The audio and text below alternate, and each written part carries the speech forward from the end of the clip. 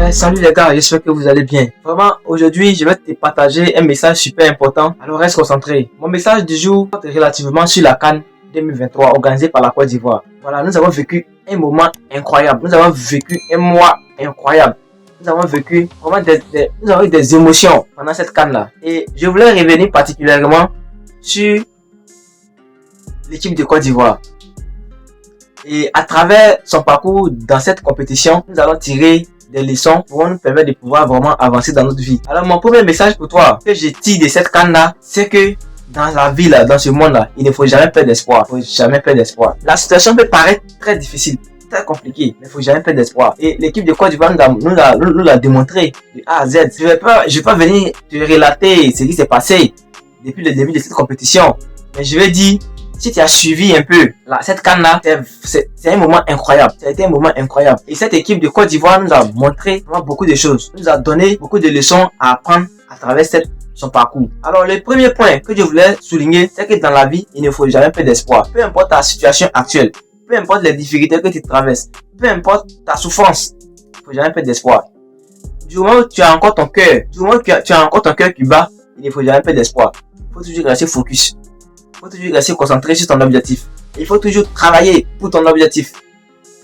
Lorsque la compétition a commencé, la Côte d'Ivoire c'est le pays organisateur. Et on a vu que le premier match de la Côte d'Ivoire, les phases de poule, le premier match a été très simple pour la Côte d'Ivoire.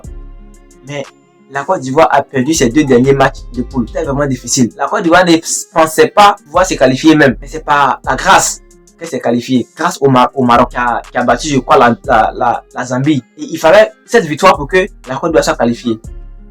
Et comment elle s'est qualifiée? Elle s'est qualifiée étant repêchée. La Côte d'Ivoire a été repêchée. Ça va?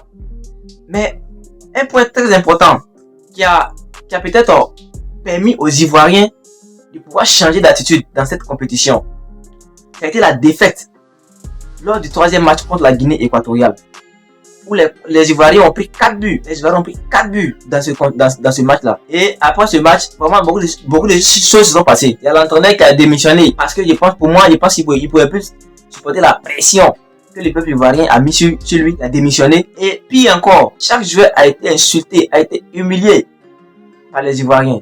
Parce que la Côte d'Ivoire, c'est ça, hein. Et même là, ils s'attaquent eux-mêmes. Quand il y a quelque chose qui ne va pas là, ils vont parler. Et ils ont insulté les joueurs sur le terrain. Ils les ont lapidés. Ils les ont insultés. Et je pense que après ce troisième match, chacun est rentré chez lui.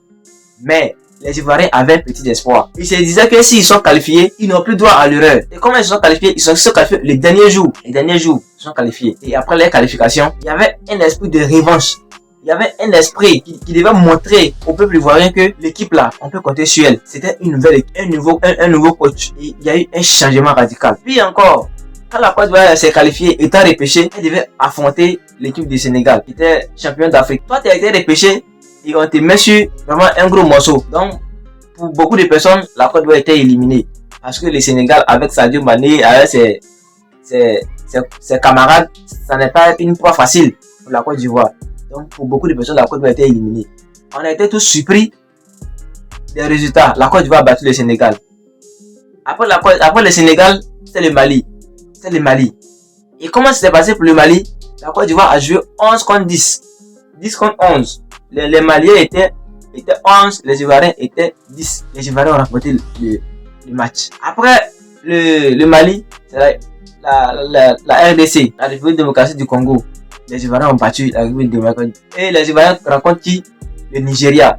Le Nigeria qui les avait pourtant battus en phase de poule, 1-0. Mais là, c'est plus la même équipe que le Nigeria avait battu. C'est une nouvelle équipe qui a envie de prendre sa revanche, qui a envie de prendre la coupe, qui a envie de montrer à son peuple qu'elle peut aller de l'avant en fait. Et ça a été un autre match. Les Ivoiriens étaient menés à la première mi-temps.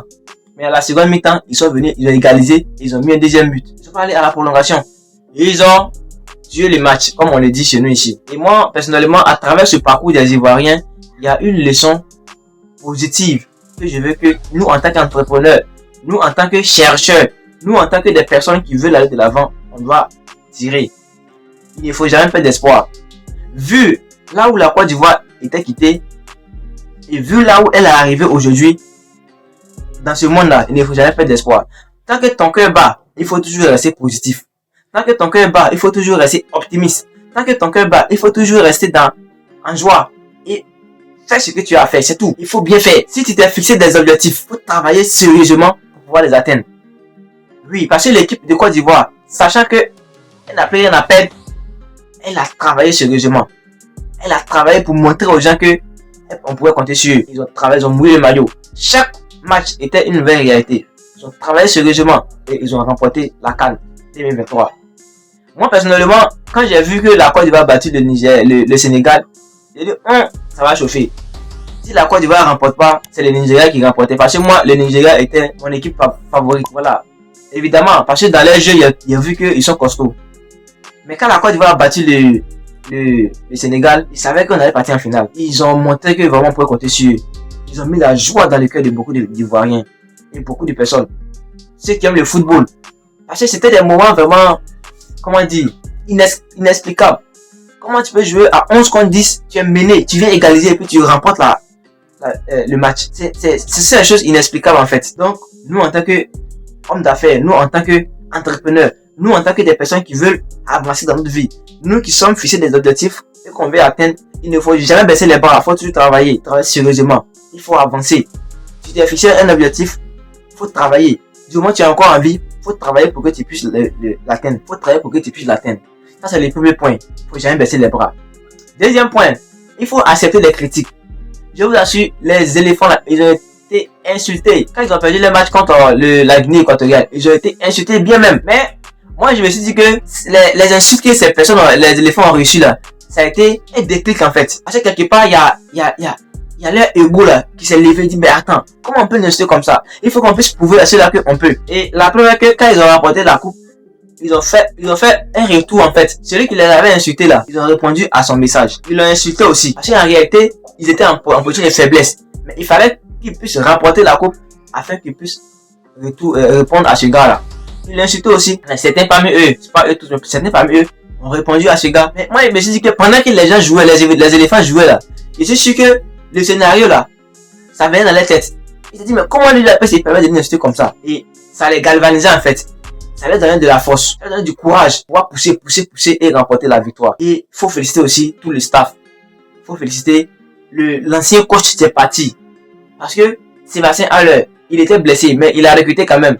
Adingra était blessé, mais il les a recrutés. Il a été visionnaire, parce que ces deux gars-là ont été très décisifs dans tous les matchs. Adingra, non, petit là, il est bon. Si vous comprenez un peu, le nouveau coach, Faye MS, tous ces changements qu'il fait là, à chaque changement, un nouveau résultat qui est donné. Et vraiment, il est bon. Donc vraiment, félicitations à tous les Ivoiriens. Félicitations à la Côte d'Ivoire. Félicitations aux éléphants. Et félicitations aussi aux supporters qui ont rempli les stades à tous les matchs. Et nous, en tant qu'entrepreneurs, nous en tant que des personnes qui sont censées se chercher dans ce monde-là, dans cette vie-là, les personnes qui veulent atteindre des objectifs dans ce monde-là, il faut toujours garder espoir. Peu importe la situation que tu traverses. Peut-être que c'est une maladie que tu as. Peut-être que tu as des problèmes d'argent. Peut-être que tu as des dettes. Peut-être que ça va pas.